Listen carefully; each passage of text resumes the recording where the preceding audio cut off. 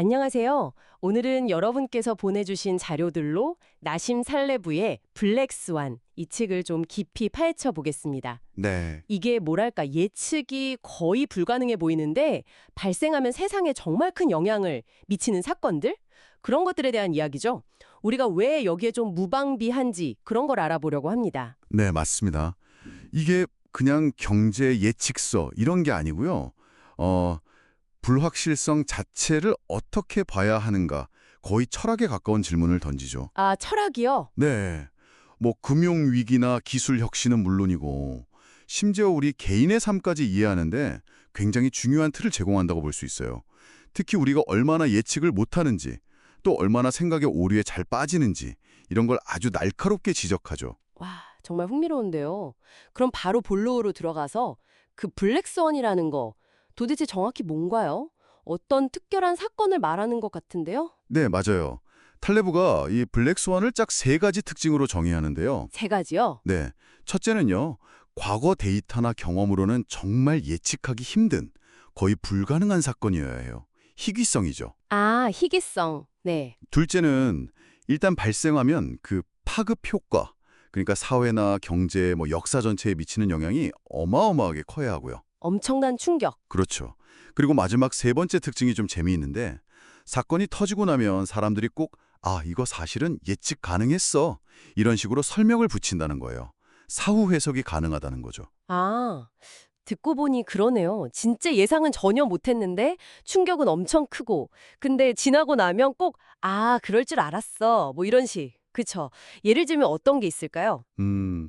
가장 많이 언급되는 게 2008년 금융위기, 네네. 아니면 9.11 테러 같은 사건도 그렇고요. 또 반대로 인터넷의 발명 같은 거 있잖아요. 이런 건 아주 긍정적인 블랙스원으로 볼 수 있죠. 아, 인터넷 같은 기술 혁신도요? 네, 이 용어 자체가 사실 예전에 유럽 사람들이 백조는 당연히 다 희다 이렇게 믿고 있었는데 호주에 가보니까 검은색 백조가 딱 있었던 거예요. 아, 진짜요? 네, 그래서 그때 받은 충격, 그 경험에서 따온 말이죠. 그러니까 우리 지식이 얼마나 불완전한가 이걸 상징적으로 보여주는 아주 좋은 비유예요. 아, 그렇군요. 그렇다면 기존의 예측 방식들, 특히 뭐 금융시장 같은 데서 많이 쓰는 통계 모델들, 이런 거에는 좀 문제가 있다는 거네요? 네, 탈레브가 아주 강하게 비판하는 지점이죠. 특히 그 정규 분포 있잖아요. 가우시안 모델이라고도 하는. 네, 평균값 중심으로 종 모양으로 퍼지는 거요? 맞아요. 그 모델은 대부분의 데이터가 평균 근처에 몰려 있다고 가정을 하잖아요. 근데 현실 세계, 특히 탈레브가 익스트레미스탄이라고 부르는 영역에서는 정말 소수의 극단적인 사건 하나가 전체 판도를 그냥 확 바꿔버리는 경우가 많거든요. 익스트레미스탄이요? 네, 예를 들면 부의 분포라던가 주식시장 변동성 같은 거요.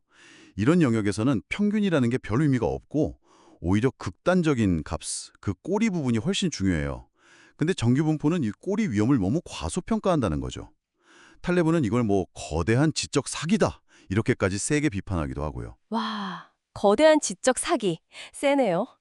그럼 반대로 평균값이 좀 의미 있는 영역도 있나요? 네, 그건 메디오크리스탄이라고 불러요. 키나 몸무게처럼요. 아무리 키 큰 사람이 있어도 전체 평균에 미치는 영향은 제한적이잖아요. 아, 그렇죠. 근데 현대 사회는 점점 더 이 익스트리미스탄의 성격이 강해지고 있다는 거예요. 그런데 우리 생각하는 방식은 여전히 메디오크리스탄에 머물러 있다. 이게 문제라는 거죠. 네. 이게 우리가 흔히 저지르는 어떤 생각의 오류, 편향 같은 거랑도 연결이 되겠네요. 바로 그겁니다.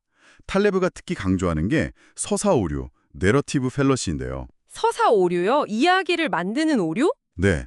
뭐냐면 우리가 너무 쉽게 이 복잡하고 무작위적인 현실에다가 그럴듯한 인과관계 스토리를 막 붙이려는 경향이 있다는 거예요. 예를 들어서 성공한 기업 CEO들 자서전 같은 거 보면 모든 게 다 계획대로 착착 진행된 것처럼 보이잖아요. 네, 그쵸. 뭔가 대단한 비전이 있었고. 근데 사실은 그 과정에 수많은 우연, 운, 예상치 못한 변수들이 작용했을 가능성이 훨씬 크다는 거죠. 우리는 그걸 무시하고 그냥 깔끔한 이야기로 만들어서 이해하려고 하는 거예요. 아, 듣고 보니 정말 그런 것 같아요. 뉴스 헤드라인만 보고 복잡한 사건을 다 이해했다고 착각하는 것도 약간 비슷한 맥락일 수 있겠네요? 맞아요. 아주 좋은 예시네요. 그리고 그 유명한 칠면조 비유도 있잖아요. 그것도 이런 맥락인가요? 네, 정확합니다. 매일 아침 주인이 와서 모이를 주니까 칠면조는 아, 주인은 날 사랑해. 내일도 당연히 모이를 주겠지? 이렇게 믿잖아요. 그렇죠. 과거 경험을 바탕으로. 네. 그러다가 추수감사절 아침에 비극을 맞게 되는 거죠. 이게 바로 과거 데이터가 미래를 보장해주지 않는다는 거, 그 유명한 귀납법의 문제를 아주 쉽게 보여주는 비유예요. 철학적으로 보면 데이비드 휴me 같은 사람들이 이미 오래전에 지적했던 경험적 지식의 한계, 그거랑 떡 맞닿아 있는 이야기죠. 와, 예측이라는 게 정말 이렇게 어렵고 불안전하다면 그럼 우리는 뭘 어떻게 해야 할까요? 그냥 불확실성 앞에서 손 놓고 있어야 하나요? 아니요, 그렇진 않죠. 탈레브의 주장은 예측 자체에 너무 집착하지 말자는 거예요. 대신에 예측 불가능한 충격이 왔을 때 그걸 견뎌낼 수 있는 힘, 견고성, 이걸 키우는 게 훨씬 중요하다는 거죠. 아, 예측 대신 대비군요. 네. 그리고 여기서 한 걸음 더 나아가요. 단순히 충격을 견디는 걸 넘어서 오히려 그런 혼란이나 스트레스 속에서 이득을 얻고 더 강해지는 성질, 이걸 안티프레질리티라고 부르면서 이걸 추구해야 한다고 주장하죠. 안티프레질리티. 와, 이건 그냥 튼튼한 거랑은 또 다른 개념이네요. 충격을 받아서 더 좋아진다니. 그렇죠. 깨지기 쉬운 게 프레자일이고 충격에 잘 버티는 게 로버스트라면 안티프레자일은 충격을 받으면 오히려 더 성장하는 거예요. 흥미로운데요? 그럼 이걸 좀 구체적으로 어떻게 적용해 볼 수 있을까요? 예를 들어 뭐 투자 같은 분야에서는요? 네. 투자 영역에서 탈레브가 제시하는 대표적인 전략이 바로 바벨 전략입니다. 바벨이요? 그 엿기처럼 생긴 거요? 네, 맞아요. 그 양쪽 끝은 무겁고 가운데는 가볍잖아요. 그것처럼 자산의 아주 큰 부분, 예를 들어 뭐 85%에서 90% 정도는 극도로 안전한 자산, 뭐 국채 같은 데 넣어두는 거예요. 네, 아주 안전하게. 그리고 나머지 아주 작은 부분, 한 10%에서 15% 정도만 실패할 확률은 높지만 만약 성공하면 정말 어마어마한 수익을 가져다 줄 수 있는 그런 고위험 투기성 자산에 배분하는 거죠. 아, 그러니까 양극단으로 가는 거네요. 어중간한 중간 위험은 피하고. 그렇죠. 애매한 중간 위험은 피하고 극단적인 결과에 대비하는 전략이에요.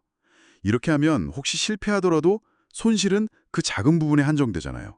그런데 아주 드물게 긍정적인 블랙스완이 터졌을 때 그 엄청난 이익은 또 온전히 누릴 수가 있는 거죠.